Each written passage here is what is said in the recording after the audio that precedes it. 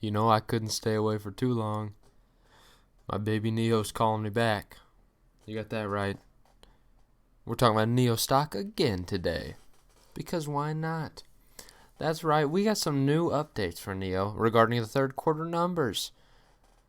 You know, you may be like, well, they just reported earnings, right? Well, those earnings were quarter two numbers, and they just now have released officially the quarter three numbers, which, wowee, would you look at this?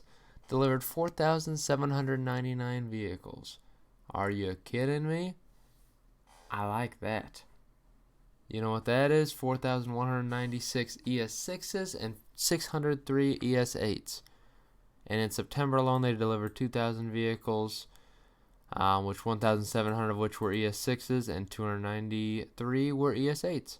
And this represents a 33% or 35% increase over the second quarter, which the second quarter was a decrease over the first quarter by a little bit. So that's obviously nice, but this is still an increase from what that first quarter number was. I love it, 35% increase. So obviously people freaked out a lot at the declining, quote unquote, declining quarter. You know, obviously they delivered less cars in the quarter. People were freaking out.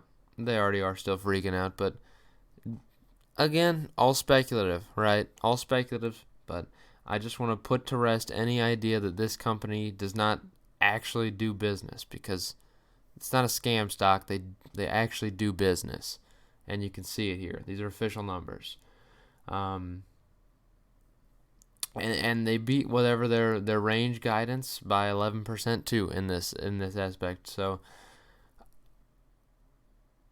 I'm just pretty excited. Just looking at it. So in total now, they've sold 23,689 vehicles. Just a little bit of an aneurysm there. Don't worry about me. 23,689 vehicles in total. 12,300 of which have been sold and delivered in 2019. So year over year, that's growth. I don't know if you know that, but that's already growth so far. Gotta love it. Third quarter exceeded the top end of our guide range. You know it did. ES6 is a real hot seller. Continued to ramp up its initial launch in June. ES6 is selling well so far. Certainly nice. Mr. William Lee. September deliveries in particular were positively impacted by expedited shipments ahead of China's National Day holiday. That's pretty cool, right? So they expedited these deliveries, made them quicker, so obviously cost more to make that happen, but it makes their numbers look better. So then you think, well, what's going to happen next quarter as a result? You know, are they going to be low on next quarters? It'll be interesting to see how that goes. Got a few months before we know anything on that. We'll entirely see that. And obviously, things are looking pretty exciting. Just wanted to give you guys that update on these numbers here. One other cool thing I wanted to show, video posted today. It was the 8th actually, so yesterday. Right here, just a real quick, just showing the process of a battery change of one of these ES8s. So it's a real quick process. You see, it's just a 4-minute video of the battery being replaced, taken out, and shortly thereafter replaced with a fully charged one. So you can get a fully charged battery. Here's just the Neo web page, but fully charged battery within 4 minutes. Within 4 minutes. That's pretty awesome, right?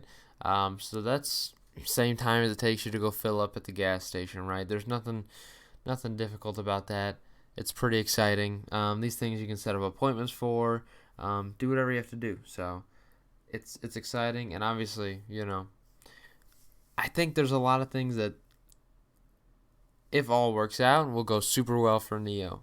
The question is getting through this hump and potential of even a Chinese economy recession. You know, obviously they're hurting quite bad, and who knows how that's going to treat Neo. It'll be interesting to see.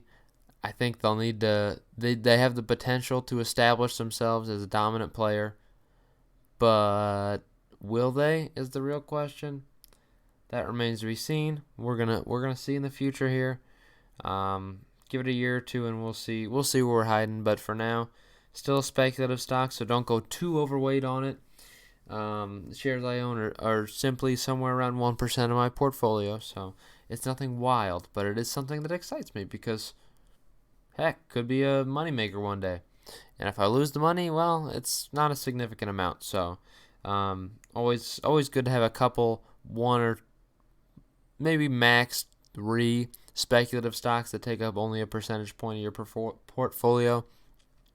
If you've done the research and you actually believe in them, that's the only time I would consider them speculative. Don't just do speculation because someone told you it was a speculative stock and it could be, 10 times the value in a couple of years. Don't listen to that.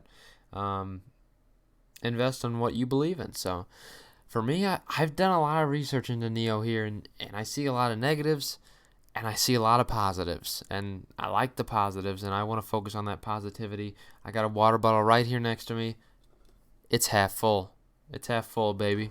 You already know it is. All right.